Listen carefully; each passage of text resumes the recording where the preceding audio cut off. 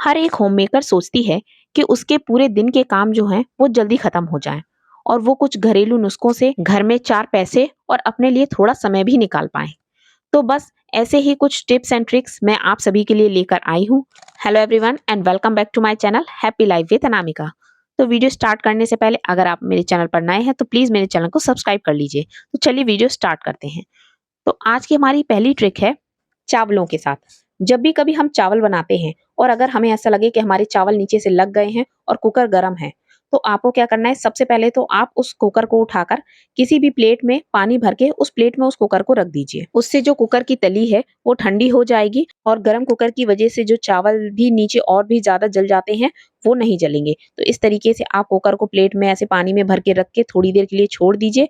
इससे कुकर आपका जल्दी ठंडा भी हो जाएगा और फिर उसके बाद आप कुकर खोलेंगे तो आपको चावलों में से भी एक स्मेल आने लगती है। जब भी हमारे चावल नीचे से लग जाते हैं तो भले ही ऊपर के जो चावल होते हैं वो सही होते हैं, पर उनमें से जलने की एक स्मेल सी आ जाती है। तो आपको क्या करना है, आपको लेने हैं कुछ प्याज। मैंने एक प्याज के 4 टुकड़े कर लिए हैं और इन प्याज को हम इन चावलों में लगा देंगे। तो इस तरीके से हम पूरे ही चावल के अंदर इस प्याज को डाल देंगे। प्याज हम चावल के हिसाब से ही लेंगे कि जितना आपका चावल है उस हिसाब से आप प्याज लेंगे। अगर चावल ज़्यादा है तो प्याज भी आप ज़्यादा लेंगे। इसके बाद ऐसे ही 10-15 मिनट के लिए हम प्याज लगा छोड़ देंगे कुकर में। उसके बाद जब हम कुकर को खोलेंगे तो आपको इसमें से बिल्कुल भी जले की स्मेल नहीं आएगी। उसके बाद कुकर में से आप इस सारी प्याज को निकाल लीजिए। इसको आप सैलेड में या कोई भी सब्जी बनाए तो उसमें आप इसको यूज़ कर सकते हैं। और इसके अलावा अगर आप प्याज नहीं खाते हैं तो फिर आपको क्या करना है, आपको इसमें प्याज नहीं लगानी है और जैसे ही आप कुकर खोलें उसमें से जितने भी ऊपर के जो चावल हैं जो बहुत ज़्यादा नहीं लगे हैं उन सबको आप एक प्लेट में निकाल लीजिए और निकालने के बाद इसको पंखे की हवा में कुछ देर के लिए छोड़ दीजिए। तो इस ट्रिक से भी चावलों में से जले की जो स्मेल है वो बिल्कुल ही चली जाएगी। तो फ्रेंड्स, आई होप आपको ये ट्रिक पसंद आई हो तो प्लीज मुझे कमेंट करके जरूर बताइएगा। तो चलिए बढ़ते हैं अपनी नेक्स्ट ट्रिक की तरफ। तो अगली ट्रिक है हमारी मोबाइल फ़ोन को लेकर। कई बार होता है कि हम किचन में काम कर रहे होते हैं और हमें कोई वीडियो वगैरह हम देखना होता है या कोई रेसिपी हमें देखनी होती है, उसको देखते-देखते हम खाना बनाते हैं या कोई वीडियो कॉल आ जाती है, उस पे बात करते हुए हमें खाना बनाना होता है। तो हम इस फ़ोन को इस तरीके से यहाँ रख लेते हैं, पर क्या होता है ये फ़ोन बार-बार स्लिप होकर गिरता है क्योंकि किचन की जो काउंटर टॉप होता है वो थोड़ा चिकना होता है, उसका मार्बल जो होता है, जिस वजह से फ़ोन जो होता है उस पे स्टैंड नहीं होता है। फ़ोन को इस पे खड़ा करने के लिए मैंने आपको एक ट्रिक और भी बताई थी मल्टीप्लग का यूज़ करने की, बट आज हम यूज़ कर रहे हैं रबर बैंड का। जी हाँ, आप एक रबर बैंड ले लीजिए और उसको जहाँ पर भी आपको फ़ोन को टिकाना हो, वहाँ पर नीचे आप इस रबर बैंड को रखिए और उसके ऊपर रख दीजिए अपने फ़ोन को। उसके बाद आपका फ़ोन अपनी जगह से बिल्कुल भी नहीं हिलेगा। हर किसी के पास मल्टीप्लग हो ऐसा ज़रूरी नहीं है, इसलिए मैं आप लोगों के लिए ये रबर बैंड वाली ट्रिक लेकर आई हूँ। आई होप फ्रेंड्स आप लोगों को ये ट्रिक पसंद आई हो तो प्लीज मुझे कमेंट करके जरूर बताइएगा। तो चलिए बढ़ते हैं अपनी नेक्स्ट ट्रिक की तरफ। सभी के घरों में बच्चे इस तरीके से पेंसिल को छीलते हैं और छीलने के बाद जो भी इसका कचरा वगैरह निकलता है उसको डस्टबिन में फेंक देते हैं। पर क्या आपको पता है कि इसका जो कचरा है पेंसिल का वो कितना ही ज्यादा यूजफुल है? आप ये मत सोचिएगा कि मैं आज इसके छिलके से रबड़ बनाने वाली हूँ जैसा कि हम लोग अपने स्कूल में करते थे, जो कि आज तक मेरी तो नहीं बनी। पर आज हम रबड़ नहीं बनाने वाले हैं, आज हम इसका कुछ और यूज करने वाले हैं। तो जब भी आप इस तरीके से पेंसिल छीलें या बच्चे अपनी पेंसिल छीलें, उसको फेंकने की जगह इकट्ठा कर लीजिए और इकट्ठा करने के बाद हम इस तरीके से इसको पूरा क्रश कर लेंगे। ये मैंने पेंसिल के छिलके सारे ले लिए हैं और इसको हम अच्छी तरीके से क्रश कर लेंगे, जितना भी हो पाए उतना बस। उसके बाद हम क्या करेंगे, हम इसको डालेंगे प्लांट्स में। जी हाँ, पेंसिल के छिलकों को अगर हम प्लांट्स में डालेंगे तो इससे जो प्लांट्स में जो कीड़े वगैरह जो हो जाते हैं वो बिल्कुल भी नहीं आएंगे और इसका यूज एक बहुत ही अच्छे फर्टिलाइजर के रूप में होता है। तो आज के बाद जब भी आप पेंसिल छीलें या बच्चों की पेंसिल का जो भी छिलका निकले उसको आप अपने प्लांट्स में डाल दीजिए। तो एक ट्रिक मैं आप लोगों को और बताने वाली हूँ कि जिसकी वजह से प्लांट्स में कीड़े नहीं लगते हैं। तो उसके लिए हमें चाहिए माचिस की कुछ तीलियां। जी हाँ, माचिस की कुछ तीलियां ले लीजिए। अगर आपके प्लांट्स में कीड़े लग गए हों, जहां पर मसाला वाला जो जगह होती है ना, उसको मिट्टी के अंदर दबा दीजिए। और इस तरीके की माचिस की तीलियां भी प्लांट्स में मिट्टी में डालने से आपके प्लांट्स में बिल्कुल भी कीड़े नहीं होंगे और आपके प्लांट्स अच्छी तरीके से ग्रो करेंगे। तो फ्रेंड्स, आई होप आपको ये ट्रिक भी पसंद आई हो तो प्लीज मुझे कमेंट करके जरूर बताइएगा। तो चलिए बढ़ते हैं अपनी नेक्स्ट ट्रिक की तरफ। तो जब भी हम स्टील के बर्तन इस्तेमाल करते हैं तो एक ये प्रॉब्लम हम सभी के लिए आम होती है कि एक बर्तन दूसरे बर्तन के अंदर फंस जाता है।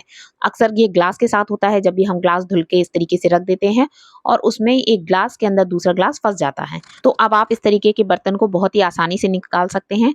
तो आपको क्या करना है, आपको कोई भी ऑयल या कोई भी वैसलीन वगैरह कुछ भी ले लीजिए, कोई भी ग्रीसिंग वाली चीज़, और उससे आप ग्लास में इस तरीके से साइड में आप लगा दीजिए, जिससे चारों तरफ उसके लगा देंगे, जिससे जितना भी ऑयल है वो सारा उसके अंदर चला जाएगा। उसके बाद थोड़ी देर रखने के बाद आप ग्लास को आराम से निकाल सकते हैं। इस तरीके से कई बार क्या होता है, हमारे कोई भगोना या पतीला कुछ होता है, उसमें कई बार प्लेट भी फँस जाती है। मेरे साथ ऐसा अक्सर होता है। तो उन बर्तनों के भी किनारों पर आप हल्का सा ऑयल लगाकर इस तरीके से आराम से उनको निकाल सकते हैं। आई होप आपको ये ट्रिक भी पसंद आई हो। तो चलिए बढ़ते हैं अपनी नेक्स्ट ट्रिक की तरफ। तो फ्रेंड्स, अब आ गए हैं गर्मियों के दिन और हम कोशिश करते हैं कि किचन का जितना भी काम है, जितना हम पंखे में बैठकर कर सकते हैं, उतना हम पंखे में बैठकर करें। तो अक्सर जब भी हम प्याज और लहसुन वगैरह छीलते हैं, तो अक्सर क्या होता है कि इसके जो छिलके होते हैं, वो पंखे की हवा से यहाँ वहाँ उड़ते हैं और पूरे घर में आपको छिलके नजर आएंगे। तो अब आपको क्या करना है, आप जब भी प्याज या लहसुन कुछ भी छीलें, जिसमें भी छिलके रख रहे हो, उस बर्तन में आप पानी भर लीजिए और उसके बाद जब छिलके आप प्याज के या लहसुन के हटाते जाएं, उसको उस पानी में डालते जाइए। इससे जो छिलके हैं वो पूरे घर में नहीं उड़ेंगे और अब आप आराम से पंखे के नीचे बैठकर आराम से अपना काम कर सकती हैं। और इसका जो पानी है उसका भी आप कैसे इस्तेमाल कर सकती हैं, आप इस पानी को फेंकिए मत, आप इसको पानी में डले हुए पूरे ओवरनाइट आप इसको रख सकते हैं। मतलब पूरी रात आप इसको इस तरीके से रखे रहने दीजिए और उसके बाद सुबह इसके सारे छिलके हटा के इसका जो पानी है उसको आप प्लांट्स में डाल दीजिए। ये भी एक बहुत ही अच्छा फर्टिलाइजर का एक काम करता है और इससे भी आपके प्लांट्स जो है बहुत अच्छे से ग्रो होते हैं। तो चलिए बढ़ते हैं अपनी नेक्स्ट ट्रिक की तरफ। तो फ्रेंड्स, कई बार ऐसा होता है कि किचन में हमें कुछ ना कुछ ढक के ऐसा रखना होता है और बिल्ली आकर हमारी वो प्लेट हटा देती है या गिरा देती है और हमारा दूध या खाना जो कुछ भी होता है उसको जूठा कर देती है, क्योंकि ये प्लेट बहुत ही आसानी से खिसक जाती है और कई बार तो प्लेट के ऊपर कुछ रख भी दो उसको भी बिल्ली गिरा देती है। तो अब सिंपल सी ट्रिक से ये प्रॉब्लम भी हमारी सॉल्व हो जाएगी।